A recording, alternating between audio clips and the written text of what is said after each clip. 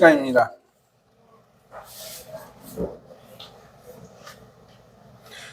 하나님 아버지와 우리 주 예수 그리스도를 쫓아 은혜와 평강이 오늘 모이신 여러분과 함께 하기를 바랍니다. 아멘.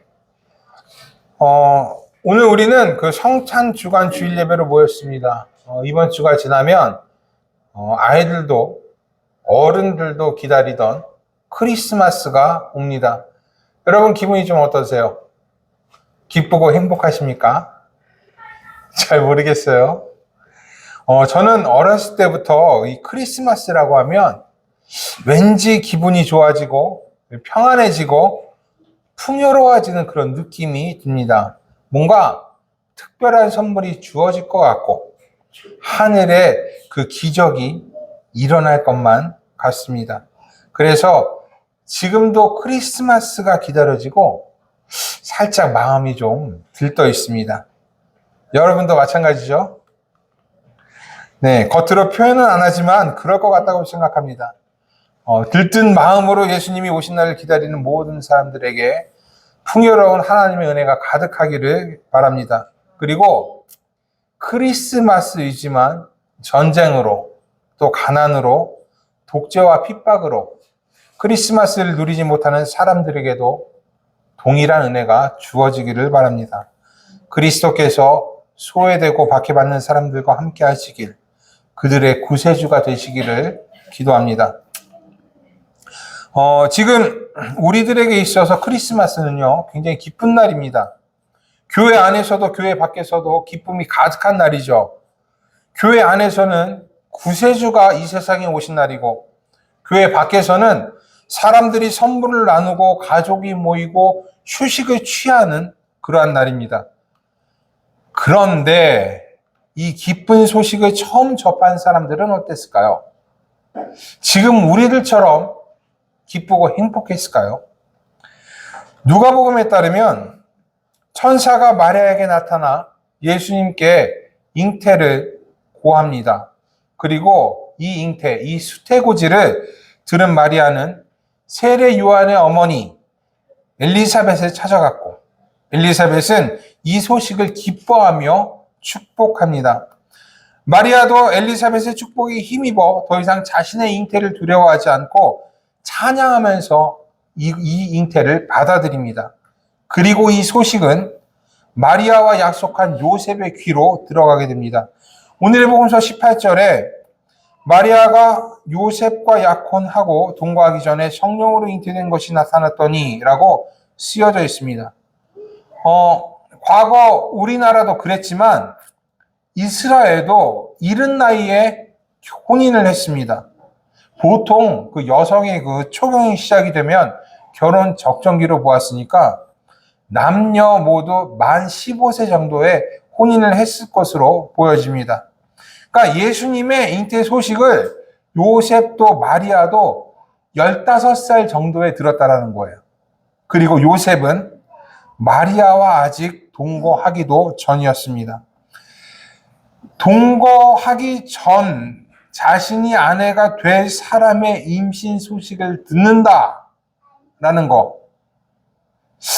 이거 상상만 해도 이보다 괴롭고 끔찍한 일은 없을 겁니다. 이 일이 커지면 자신은 망신을 당할 것이고 마리아는 당시의 율법과 관습에 따라 사람들에게 돌팔매질을 당할 수도 있을 것입니다. 여러분, 근래에도 이러한 일이 있었죠. 이슬람 문화권에서는 이 샤리아라는 그 율법이 있어서 불륜을 행한 사람들의 돌을 던져서 그 사람들을 죽이기도 합니다. 그만큼 이 중동 지역에서의 불륜은 엄히 다스려졌고 과거에는 더욱더 심했어요. 그래서 요셉은 마리아와의 관계를 조용히 끊기로 결정합니다.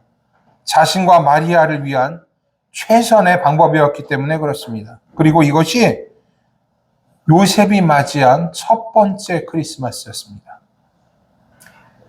지금의 크리스마스와 전혀 다른 크리스마스죠.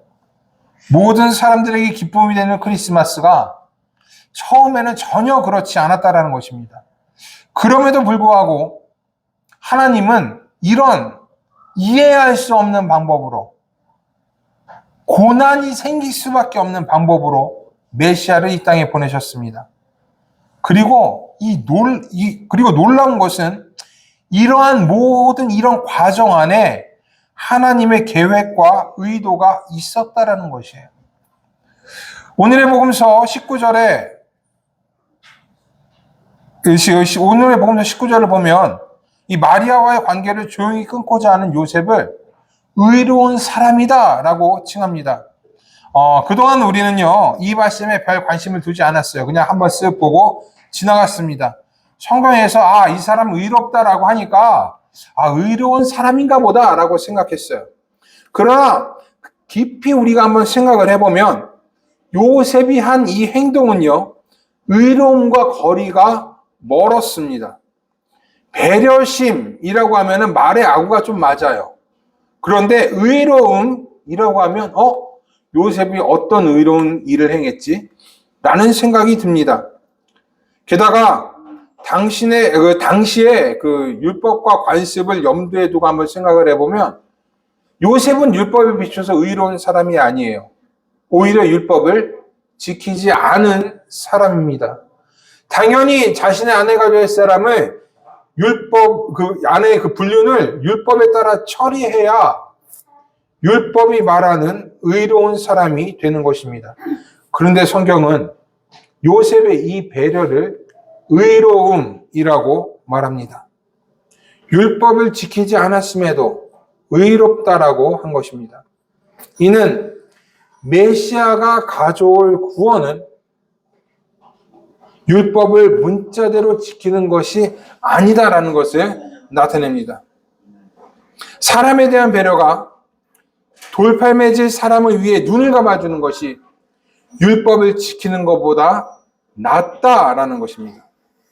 그래서 성경은 조용히 관계를 끊으려 했던 요셉을 의로운 사람이다 라고 말합니다.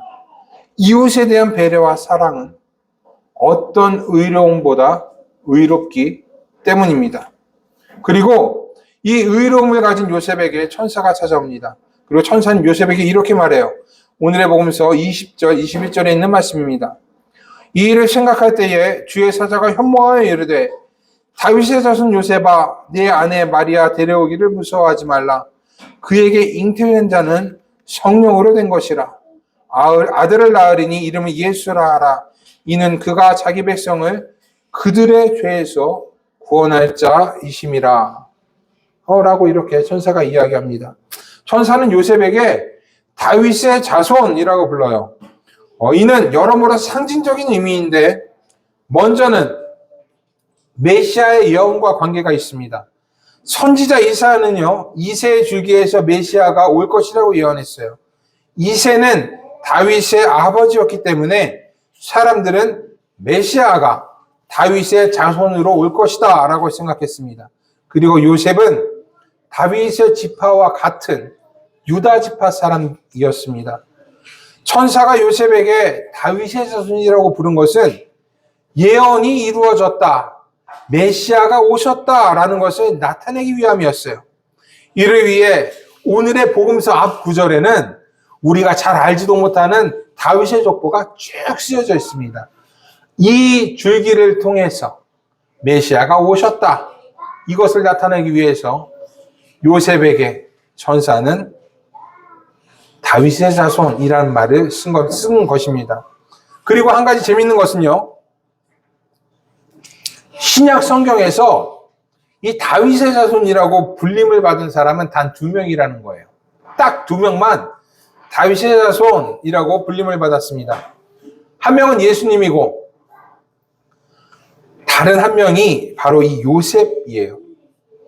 예수님을 제외하면 유일무이하게 다윗의 자손으로 불림을 받은 사람이에요. 이는 요셉이 얼마나 중요한 역할을 했는지 알 수 있는 대목입니다. 만일 요셉이 의롭지 않았다면, 요셉이 천사의 분부를 듣지 않았다면, 요셉이 마리아를 데려오지 않았다면 메시아가 오시는 길은 더 험난했을 것입니다. 그러나 요셉은 모든 것을 감내하고 천사의 분부대로 마리아를 데리고 옵니다. 그리고 아들을 낳기 전까지 동침하지 않아요. 이것이 아무 일도 아닌 것처럼 보일지는 몰라도 당시의 요셉의 나이와 상황을 고려해 본다면 얼마나 대단한 일을 한 건지 알 수가 있습니다. 제가 이 요셉의 행동을 보고 한번 생각해 봤습니다. 과연 나라면 그렇게 할 수 있을까? 나라면 천사의 분부대로 불륜일지도 모르는 그런 아내를 데려와 살 수 있을까? 아이를 낳기 전까지 동침하지 않을 수가 있을까? 여러 가지로 생각해 봤는데 저는 못할 것 같아요. 여러분들은 어떻게 할 수 있으시겠습니까? 그래서 나는 못하겠다라는 생각을 하면서 과연 요셉이 다윗의 자손으로 불릴만 했다라고 저는 생각했습니다. 메시아의 양 아버지로서 다윗의 자손으로서 하나님이 우리와 함께 계실 수 있게 인도한 의로운 사람이었습니다. 그리고 이 의로운 행동으로 인해 임마누엘의 하나님은 우리와 함께 계시며 우리의 구원이 되셨습니다. 요셉의 배려와 이웃에 대한 사랑이 구원으로 이어지게 된 것입니다. 오늘의 복음서 22절에서 마태복음의 저자는 이 모든 일이 된 것은 주께서 선지자로 하신 말씀을 이루려 하심이라 라고 말합니다. 우리는 하나님의 말씀이 우리 가운데서 이루어질 때 아마 놀라운 일들이, 우리가 생각하지도 못한 일들이 하늘에서 뚝 떨어질 것이라고 우리는 이렇게 생각해요. 이 세상에서 듣도 보도 못할 기적이 우리 가운데 이루어지기를 기대합니다.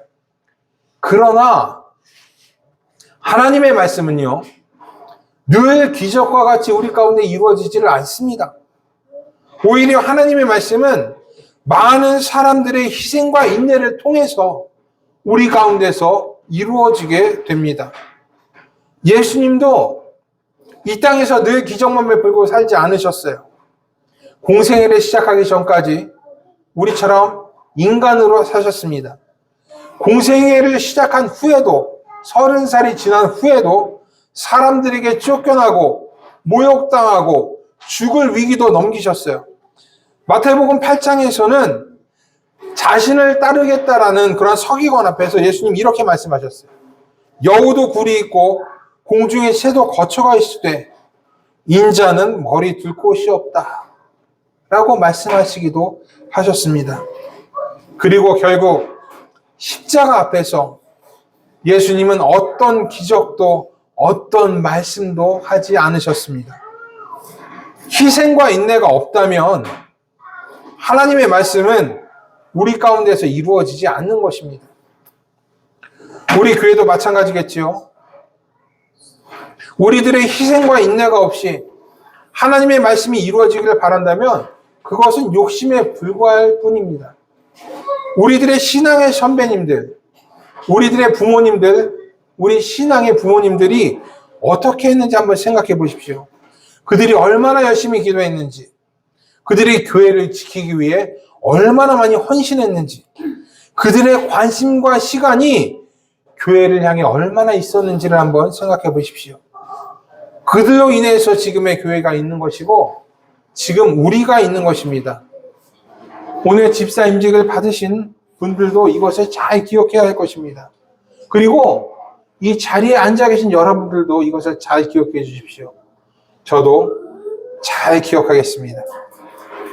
선지자 이사야가 메시아의 오심을 예언했을 때 그때는 메시아가 오시기 약 600년 전에 그 예언이었습니다. 600년 동안 정말 많은 일들이 있었고 요셉의 배려와 의로움으로, 마리아의 희생과 담대함으로, 엘리사벳의 축복으로 이사야의 예언이 성취되었습니다. 그리고 임마누엘, 하나님이 우리와 함께 계시게 되었습니다. 이것이 이 세상의 첫 번째 크리스마스였고 요셉의 첫 크리스마스였습니다. 우리들의 기쁘고 행복한 크리스마스는요, 이렇게 우리에게 왔습니다. 우리는 선물을 나누고 가족과 연인이 만나고 휴식을 취하지만 이 크리스마스에는 누군가의 배려와 희생과 인내가 있었다라는 것을 우리는 잊어서는 안 되겠습니다. 이것을 잊지 않고 또 다른 하나님의 말씀이 우리 가운데 이루어지기 위해 힘쓰는 여러분들이 되기를 바랍니다. 우리의 행복한 크리스마스가 우리뿐만 아니라 우리의 이웃에게도 우리의 후대에게도 전해지기를 주님의 이름으로 축복합니다. 모든 지각에 뛰어난 하나님의 평강이 그리스도 예수 안에서 여러분의 생각과 마음을 지키시기를 원합니다. 기도하겠습니다.